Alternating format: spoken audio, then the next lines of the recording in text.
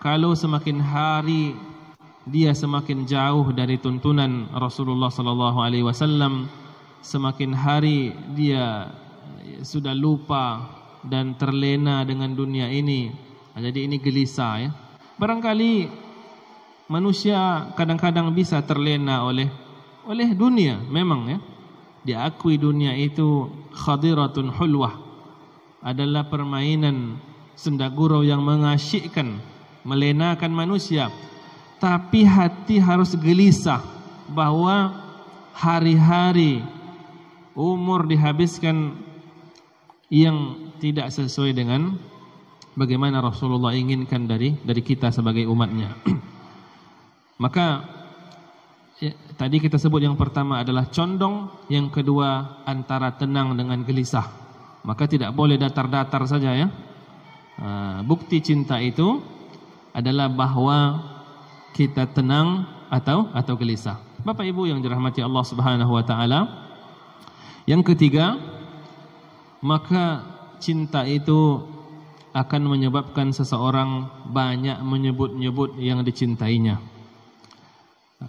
Oleh karena itulah rasanya dusta kalau ada orang mengaku cinta Rasulullah tapi tidak sering atau jarang-jarang bersalawat kepada Rasulullah sallallahu alaihi wasallam.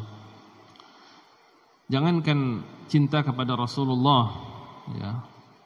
Kalau ada orang suka akan sesuatu atau suka kepada seseorang idolanya, maka dia akan banyak menyebut orang tersebut.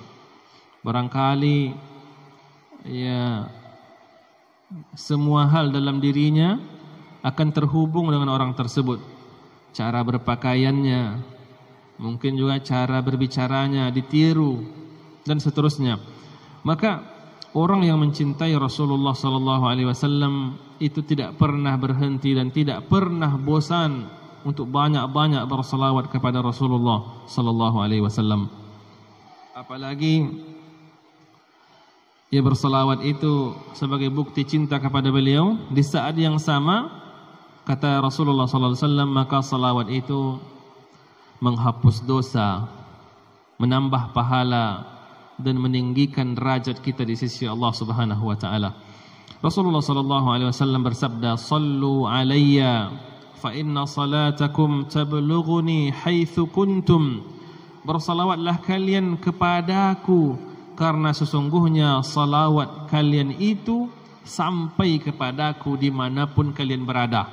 Hari ini, malam ini kita berada di Masjid Raya Senaplan Pekanbaru. Rasulullah telah wafat, dikuburkan di Madinah. Nabi itu sendiri yang memastikan salawat kita sampai kepada Rasulullah sallallahu alaihi wasallam. Maka tidak ada yang lebih menggembirakan bahwa sesuatu atau salam dan salawat kita itu sampai kepada yang dituju.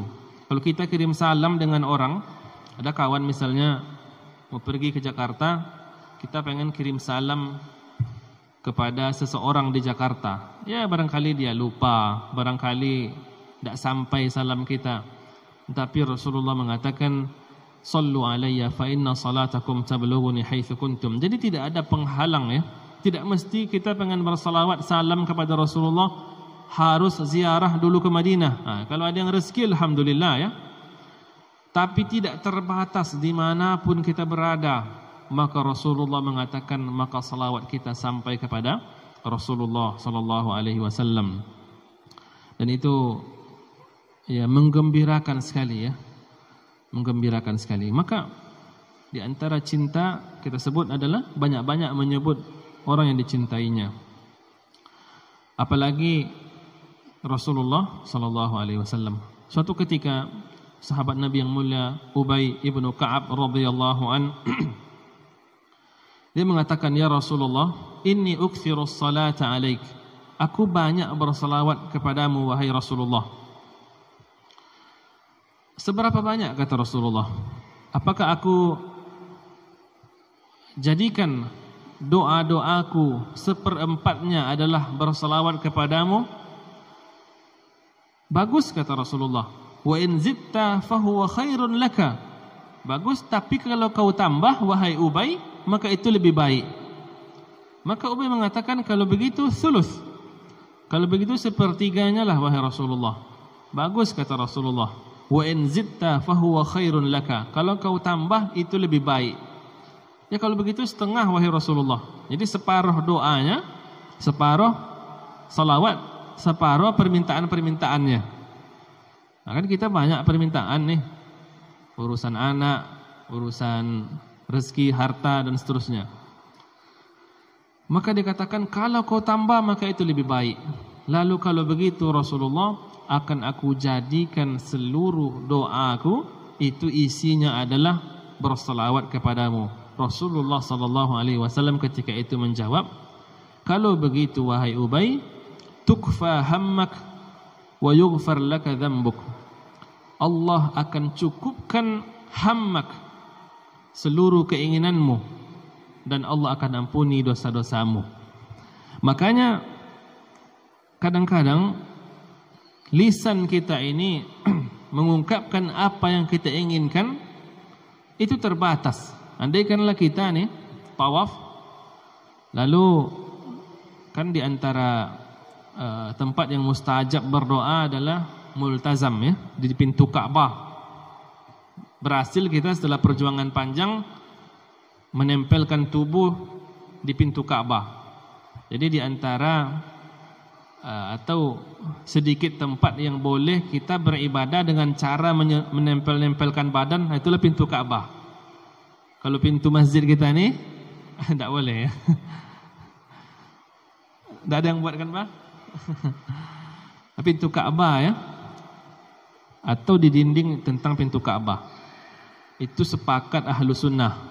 Tidak akan ada yang melarang, ya. Kalau di pintu masjid di Madinah mungkin dilarang sama polisi askar-askar Saudi itu. Tapi kalau di pintu Ka'bah, ana jamin tidak akan ada yang melarang. Karena itu memang disunnahkan, dianjurkan kita untuk menempelkan badan, menempelkan pipi, wajah dan seterusnya. Jadi berapalah lama kita bisa berdoa di sana? Karena pasti akan didorong orang lain, didesak oleh orang lain. Tidak akan sempat kita sampaikan, ya Allah berikan aku anak yang soleh, soleha, jadikan anakku hafiz, hafizah, ya Allah lapangkan rezekiku dan banyak kan. Maka salah satu tipsnya kita minta yang pasti-pasti aja. Minta keselamatan di dunia, keselamatan di akhirat, ditinggikan derajat bersama para nabi dan rasul. Itu pun kalau rasanya terlalu panjang, cukup kita banyak-banyak bersalawat kepada Rasulullah. Allahumma salli ala Muhammad, Allahumma salli ala Muhammad, Allahumma salli ala Muhammad wa ala alihi wa sahbihi ajma'in. Makanya para ulama mengatakan, kalau dalam situasi mustajab doa, lalu kita tidak bisa banyak-banyak meminta, waktunya sempit, cukup lakukan dua hal. Satu, banyak-banyak istighfar. Yang kedua, banyak-banyak bersalawat. Karena Allah tahu kebutuhan dan keinginan kita. Di antara waktu yang mustajab berdoa adalah di antara dua khutbah Jumat. Di antara dua khutbah Jumat. Maka itu sebagian masjid itu di antara dua khutbah Jumat itu biasanya bersalawat, ya. Nah, ada yang pakai bersalawat, bahkan dipandu kadang oleh muadzinnya dipandu antara dua khutbah Jumat itu waktu yang mustajab berdoa, lalu kita bersalawat kepada Rasulullah sallallahu alaihi wasallam. Ini kaidah besar, ya. Jadi kalau ada momen rasanya khusyuk hati kita, katakanlah dalam salat malam, lalu Allah bukakan pintu hati, tenang, khusyuk, berdoa, bisa menangis barangkali. Lalu kita ingin meminta kepada Allah. Tak tahu terlalu banyak yang mau diminta. Cukup banyak-banyak bersalawat kepada Rasulullah sallallahu alaihi wasallam. Dalam hadis yang disampaikan oleh sahabat Nabi yang mulia Ubay ibnu Ka'ab tadi, maka Allah cukupkan semua keinginanmu. Allah cukupkan semua keinginanmu, kegelisahanmu. Dan Allah ampuni dosa-dosamu. Jadi Luar biasa ya, banyak-banyak bersalawat kepada Rasulullah sallallahu alaihi wasallam. Kemudian bukti cinta atau dalam pembahasan syahadat asyhadu an la ilaha illallah asyhadu anna muhammadar rasulullah, ketika dijelaskan apa sebetulnya arti dari aku bersaksi bahwa Nabi Muhammad adalah utusan Allah, asyhadu an la ilaha illallah asyhadu anna muhammadar rasul, apa betul artinya? Setidak-tidaknya ada 4 makna yang dikandung oleh wa asyhadu anna muhammadar rasulullah. 1, ta'atuhu fi ma'amr, taat kepada Rasulullah dalam perintah-perintahnya. Jadi kalau ada orang dia bersyahadat asyhadu an la ilaha illallah asyhadu anna muhammadar rasulullah tapi tidak mau patuh kepada Rasulullah sallallahu alaihi wasallam, itu tidak sempurna ya, tidak sempurna. Dan kalau dia tidak patuhnya membangkang, barangkali tidak sah imannya ya, tidak sah imannya. Seperti orang-orang munafik dahulu di zaman Nabi, salat bersama Nabi. Kalau Nabi taklim, artinya menyampaikan hadis, mereka ada. Kalau salat Isya itu malas, salat subuh malas. Karena tidak nampak sama orang. Hatinya membenci Islam, membenci Nabi sallallahu alaihi wasallam. Ini tidak boleh ya. Maka ta'atuhu fi ma'amr, patuh kepada Rasulullah dalam perintah-perintahnya. Wajtinabu ma naha anhu wa zajar, meninggalkan, menjauhi semua yang dilarang oleh Rasulullah SAW dan yang tidak disenangi oleh Rasulullah. Jadi taat pada perintah, tinggalkan atau jauhi larangan sejauh-jauhnya. Kaedahnya Nabi berikan kaedah, apa yang aku perintahkan maka lakukanlah semampumu, yang semampu yang kau bisa. Ma amartukum bihi fa'tu minhu mastata'tum. Semua yang aku perintahkan, kata Nabi, lakukan semampu yang kau bisa. Jadi ukurannya kemampuan kita. Kalau bisa yang terbaik kita berikan. Wa ma nahaitukum anhu fajtanibu. Tapi kalau larangan, bukan tinggalkan sebisa kita. Jadi kita tinggalkan yang bisa-bisa, kita tinggalkan saja tidak bisa. Bahasa Nabi adalah wa ma nahaitukum anhu fajtanibu. Sedangkan apa yang aku larang, tinggalkan sejauh-jauhnya. Jadi beda antara larangan dengan perintah. Kalau perintah, lakukan semampu, sekemampuan yang kita punya. Tetapi larangan, bukan tinggalkan yang mampu kita tinggalkan, tinggalkan sejauh-jauhnya. Tinggalkan seluruhnya dan sejauh-jauhnya. Itu kaedahnya. Jadi kalau larangan jangan dekat-dekat ya. Tapi kalau perintah tidak mampu semuanya, anak bisa salat 5 waktu, alhamdulillah. Salat rawatib bisa. Salat malam ya, masih bisa 3 rakaat witir. Tapi salat duha ini susah sekali. Itu kemampuan ya. Kalau dia masih bisa dan seterusnya, maka itu bagus. Tapi kalau larangan, anak meninggalkan khamar bisa, mencuri tidak ikut bisa, tidak menyembah patung, tidak meminta-minta kepada kubur bisa. Tapi satu yang tidak bisa, perempuan anak susah. Itu juga tidak boleh dalam agama, karena kaedahnya adalah kalau larangan tinggalkan sejauh-jauhnya. Maksudnya tadi yang tidak halal ya, tentu yang cara-cara yang tidak halal.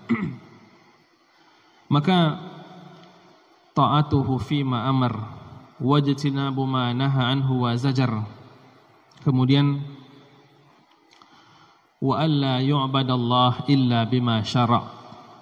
Yang ketiga adalah dan tidaklah kita beribadah menyembah Allah Subhanahu wa taala kecuali dengan syariat Rasulullah sallallahu alaihi wasallam.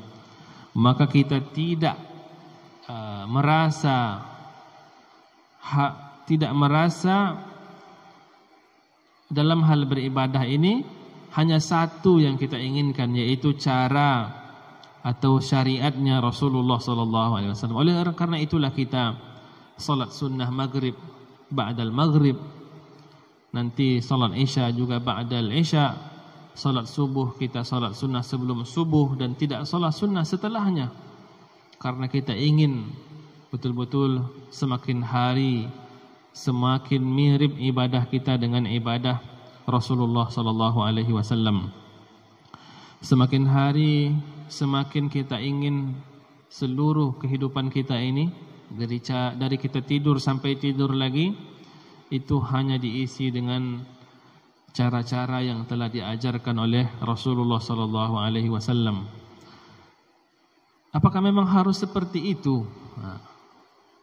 Apakah memang harus seperti itu? Maka kita lihat ya bagaimana sahabat-sahabat Rasulullah SAW.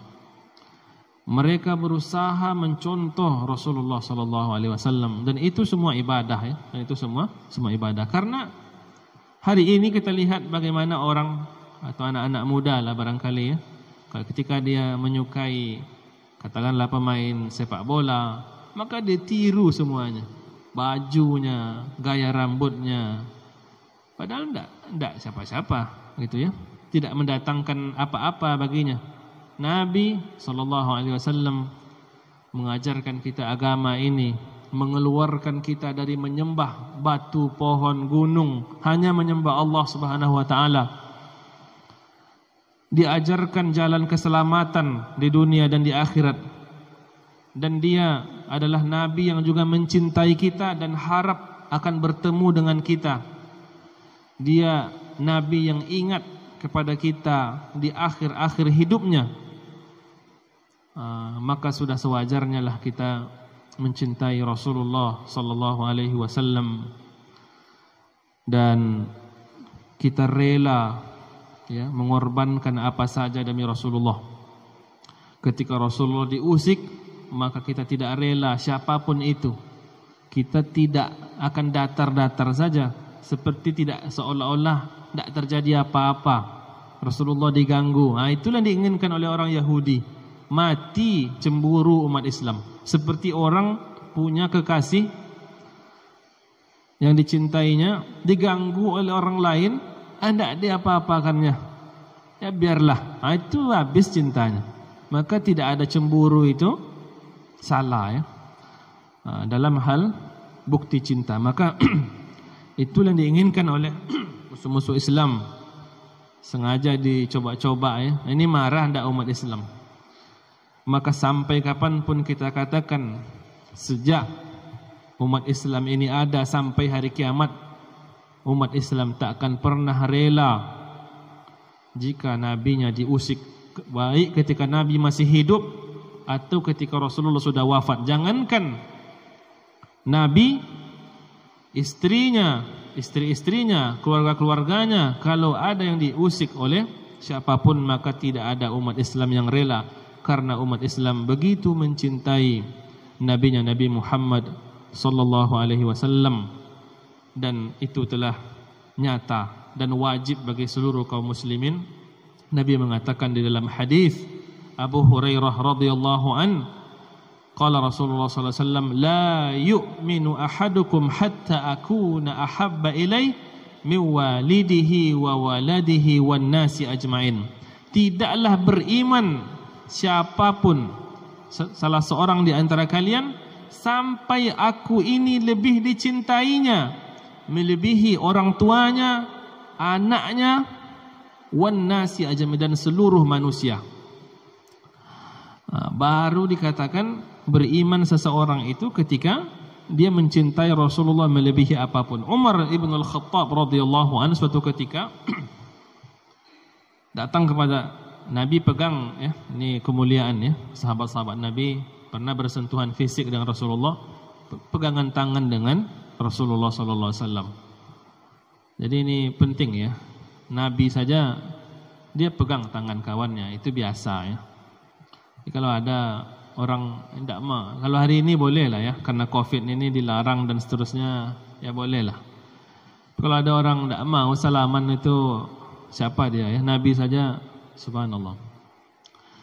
Maka dengan ketika Nabi pegang tangannya, Umar mengatakan, wahai Rasulullah, aku mencintaimu melebihi apapun di dunia ini, kecuali diriku sendiri. Jadi Umar mengatakan, aku cinta kepadamu melebihi apapun, tapi aku lebih cinta kepada diriku sendiri, kata Umar. Maka Nabi mengatakan, tidak seperti itu wahai Umar, sampai engkau mencintaiku bahkan melebihi dirimu sendiri. Jadi lalu Umar mengatakan, sekarang aku mencintaimu wahai Rasulullah melebihi diriku sendiri. Coba kita perhatikan secara mendalam makna ini. Apakah tidak boleh orang lebih sayang kepada dirinya sendiri ketimbang Rasulullah SAW? Maka kita lihat diri kita ini mana lebih banyak mendatangkan manfaat kepada kita daripada Rasulullah SAW. Kadang-kadang diri kita ini juga membawa masalah kepada diri kita sendiri.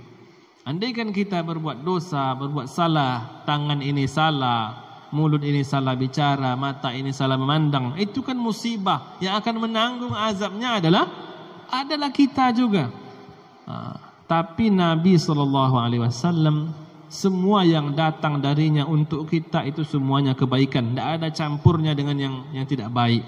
Maka wajar rasanya ketika seseorang mencintai nabinya, Nabi Muhammad SAW, bahkan melebihi dirinya sendiri. Nabilah yang mengajarkan kita hanya untuk menyembah dan beribadah kepada Allah. Kalau tidak ada Nabi, entahlah apa yang kita sembah, entah matahari, entah bulan, entah patung-patung, entah gunung, entah pohon-pohon. Jadi sangat wajar sekali dan kita akui itu sebagai syarat sah iman ketika seseorang mencintai Rasulullah. Terakhir ya, apa faedah terbesar dari kita mencintai Nabi SAW? Datang seorang kepada Nabi SAW dan tiba-tiba dia bertanya, ya Rasulullah, mata sa'ah, wahai Rasulullah, kapan itu hari kiamat? Maka ini pertanyaan ya tiba-tiba ya, kapan itu hari kiamat? Yang pasti sudah dipastikan oleh Al-Quran, hari kiamat itu hanya Allah yang tahu. Maka Nabi tidak jawab kapan, lalu Nabi jawab dengan kembali bertanya. Masalah hari kiamat itu bukan masalah kapannya. Madza a'dadta laha? Apa yang telah engkau persiapkan untuk menghadapi hari kiamat itu, kata Rasulullah SAW. Maka dia menjawab, aku tidak menyiapkan dengan banyaknya salat, maksudnya dengan salat-salat sunat, atau banyak puasa-puasa sunat, dan tidak dengan sedekah yang banyak wahai Rasulullah. Lalu apa kata Nabi? Maka dia menjawab, illa anni uhibbullaha wa rasulah. Aku tidak siapkan apa-apa, tapi aku mencintai Allah dan Rasulnya. Maka Nabi SAW menjawab, Al-mar'u ma'aman ahabba. Seseorang itu akan dikumpulkan nanti bersama orang yang dicintainya. Maka kita berharap dengan semakin tumbuh rasa cinta kita kepada Rasulullah SAW, maka semakin hari kita semakin cinta kepadanya dan nanti dikumpulkan bersamanya. Semakin hari semakin taat kita dalam menjalankan syariat agamanya. Semakin hari semakin kita giat bersemangat mempelajari dan mengamalkan warisan ilmu dan sunnah-sunnahnya Rasulullah SAW. Terima kasih saya ucapkan kepada ayah bunda, bapak ibu, orang-orang tua saya yang saya hormati, saya cintai, yang dirahmati Allah SWT. Dan mohon maaf apabila ada kesalahan, kekeliruan. Wassallallahu ala nabiyyina Muhammad wa ala alihi wa sahbihi wasallam. Subhanakallahumma rabbana wa bihamdika asyhadu an la ilaha illa anta astaghfiruka wa atubu ilaik. Assalamualaikum warahmatullahi wabarakatuh.